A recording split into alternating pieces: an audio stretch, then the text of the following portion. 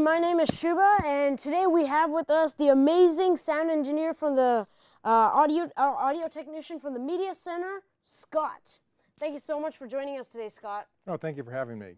So first, tell us, what's your experience with being a sound technician? Well, I've done a lot of volunteer work here in audio and the shows, a bunch of music shows in particular. So I've set up a lot of bands in this actual studio. Wow. For performances and for recording, which are a little bit different, but they're very similar. And also before that, I had a background in computer music. I studied computer music at Stanford and learned about audio algorithms and signal processing and how to create sound using math, stuff like that. Wow, that's great. So I see a whole bunch of microphones out here. So what kind of microphones do you usually use? Well, it depends. We have here, there's two basic kinds of microphones.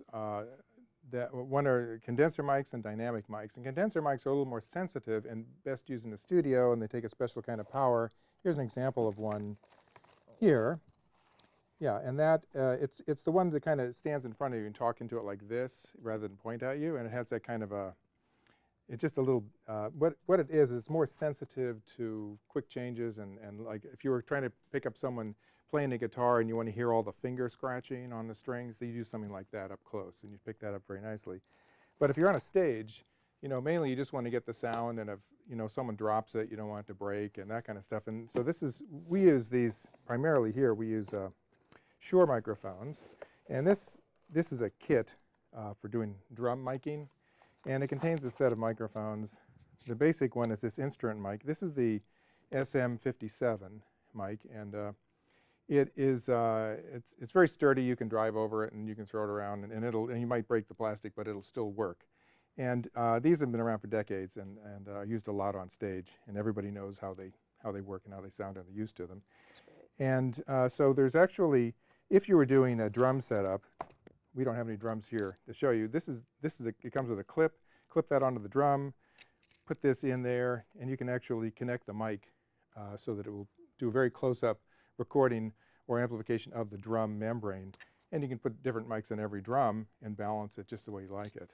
This guy here is for the kick drum. It's a bass, picks up all the bass signals. That's why it's so big. And you put that on the kick drum. And we'll use this one today to record the bass guitar amp. And we'll use this to record the electric guitar, regular guitar amp. And now for a vocal mic, this is the SM58. This is the 57. Basically, the only difference is it has this windshield type on it, and that makes it a vocal mic, so you don't accidentally eat the thing. It's so it's when to stop. And I'll just show you how you connect this up. It's got 3 little prongs coming out of here. You connect this to the mixer with an XLR cable.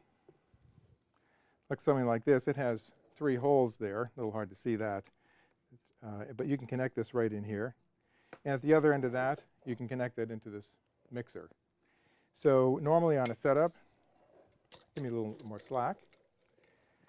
You just do a quick wrap there and maybe a little wrap around there. Put this in here, and there you go. And this wire will stay out of the way. Wow. And you just adjust this to the way you like it and make sure everything's tight, especially this, because the last thing you want is for this to start happening. So you adjust that just right. And even during the act, someone can move around and make slight adjustments like this. So it's very handy. So that's microphones. Oh, I see. And how do you set up the monitor audio? Oh, well, we have a band here that we're setting up, and basically you want to set mics up for everyone who's singing, set instrument mics up for the instruments, and some instruments like that keyboard in the corner you don't use a mic for. It has just a wire coming out. And so we've actually done that, and then you route those all. Let's just take it step by step. So here's a vocal mic. We just did this here. Let's go take a look at this guy. Here's a vocal mic set up like that. It has the wire, the XLR cable is coming out of it, and if you happen to trace it along the floor in this, it's plugged into this. this is a patch bay. All 5 instruments here are plugged into that, in these, and they're marked 1 through 5. We have one from the keyboard, one from the bass guitar, from the acoustic, and from the electric guitar. They're all plugged in here. This cable here, it's called a snake, because it gathers all of these worms, I guess. I don't know why it's a snake, but it takes it into the mixer.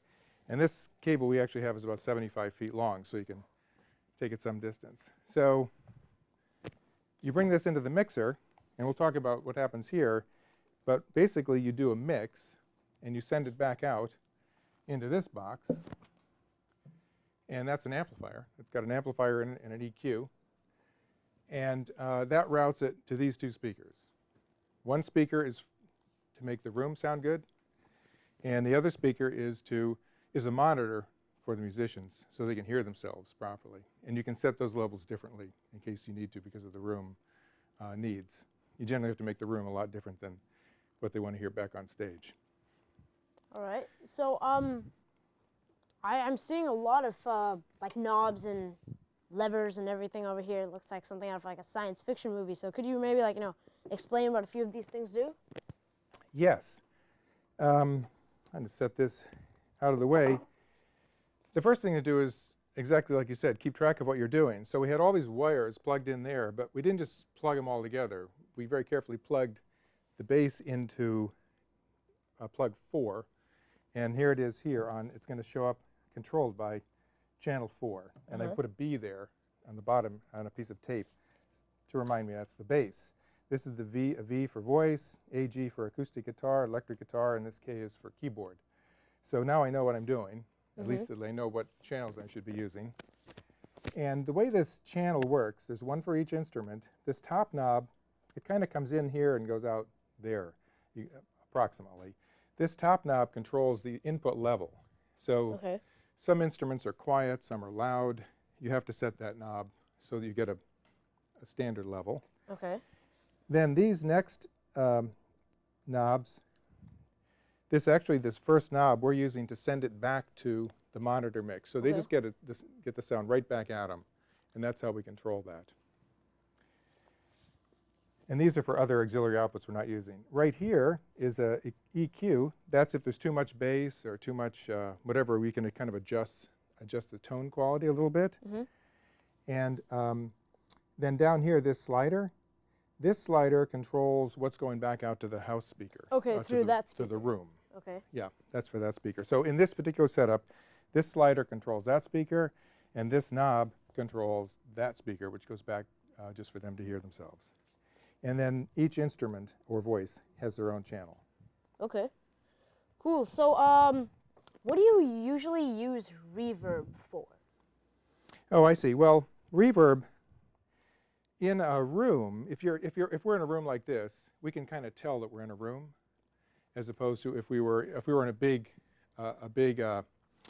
in a subway tunnel. Do they have subways around here? If we're in a cathedral or in a large gymnasium, you can walk around, you can tell immediately you're in a huge room. If you walk into a closet, you can tell you're into a small room.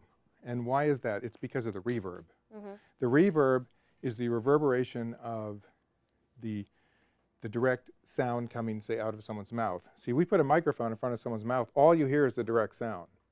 But in the real world, that voice sound is going over to the wall and bouncing off and bouncing around and coming back. It's very low, because but you can tell that little tail at the end of every sound lets you know what kind of room you're in. So reverb is kind of like used to make it more realistic? Right, exactly. So you can make it sound like a big stadium, you can make it sound like a little small gathering.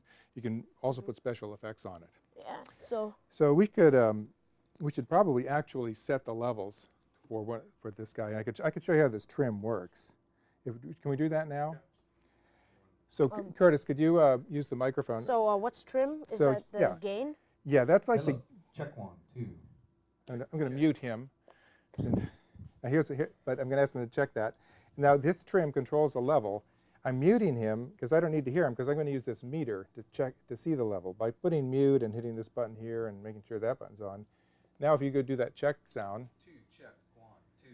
Oh, see, I see, I'm actually setting a level just by the lights. Check 1, 2. If it's too high, it goes into the red area and yellow up here. So we And don't want that. red's bad, right? Red means it's too hot, it's too loud, it's going to sound distorted. We want to get a nice clean level. So then when we unmute him and set a level back to his monitor, give it a try. Check 1, 2, 2. Check 2. Now I can fine tune his level Check with 1. the knobs now that I have a good Hello. input. Is that good? Yeah. That work for you? Yeah. Okay. Then, so now we've actually done that with the other instruments just to save time, because sometimes it takes a while to get it just right. And so we're actually ready to play with this setup right now. Right. So just a few more questions. Sure. How often do you use a compressor for microphones? That depends. On a live performance, well, if you have a recording, if you've done a recording in the studio, you can use compressors all over the place to tweak the sound and make special effects. But if you're the way you want to use it mostly for a live performance is what a compressor does. A compressor is like a little robot that actually turns the level knob for you. You know, if someone is singing and they're screaming into the microphone because it's the big chorus, you got to turn it down sometimes because it got a little too loud. And then sometimes they're whispering, quiet, or they backed away from the microphone like this so it's not as loud. You got to turn it up. Well, what a compressor does is it just does that for you. I see. It kind of is, and it will do it quickly, very quickly, instantly. So you can actually set that.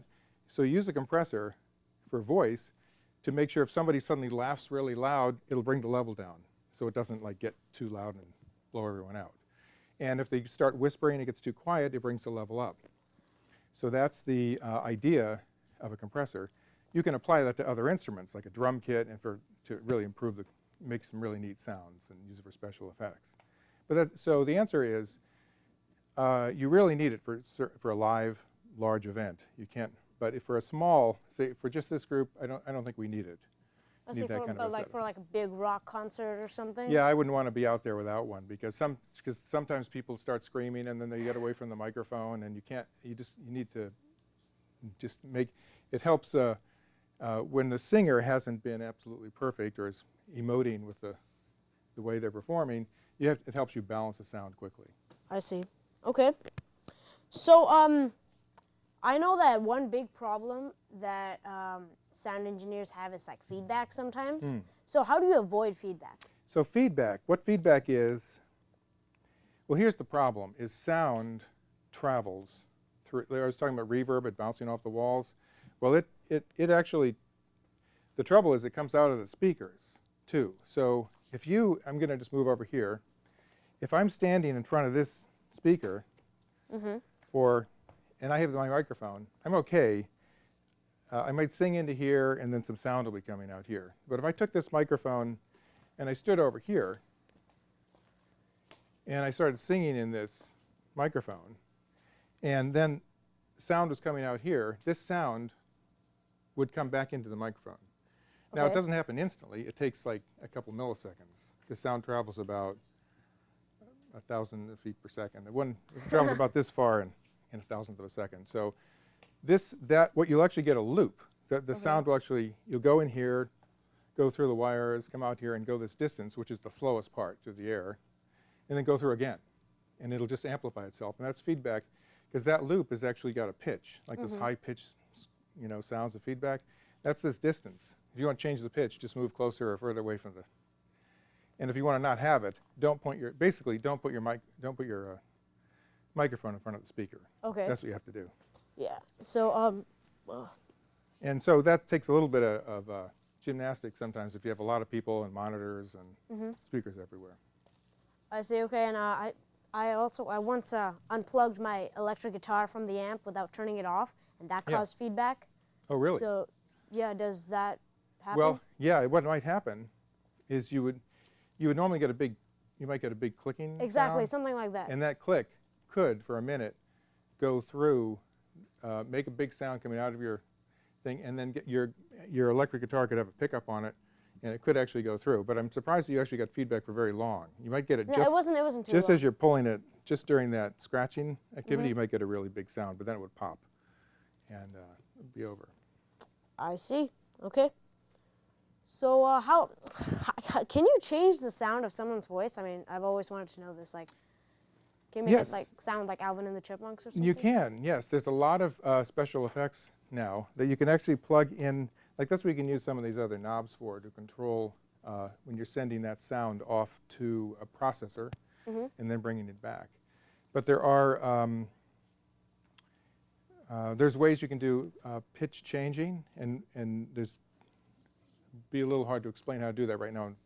But basically, you it's like if you I don't know if anybody remembers tape recorders, but there used to be such a thing, and you could play them back at a different speed, and it would come out higher because basically we're playing the sound back faster. It's as though so that makes it a higher pitch, and you can basically do that effect now in a box, and so that can make it high pitch. You can do all kinds of other effects as well as that, in reverb and different types of that kind of sound, different types of modulation, distortion, like you could apply guitar distortion to voice or to anything. And that's just a form of modifying the sound signal and then injecting it back into the mix. Okay, I see. Yeah. Okay, so that's cool. So would you guys like to play something now? Sure, come on. All right.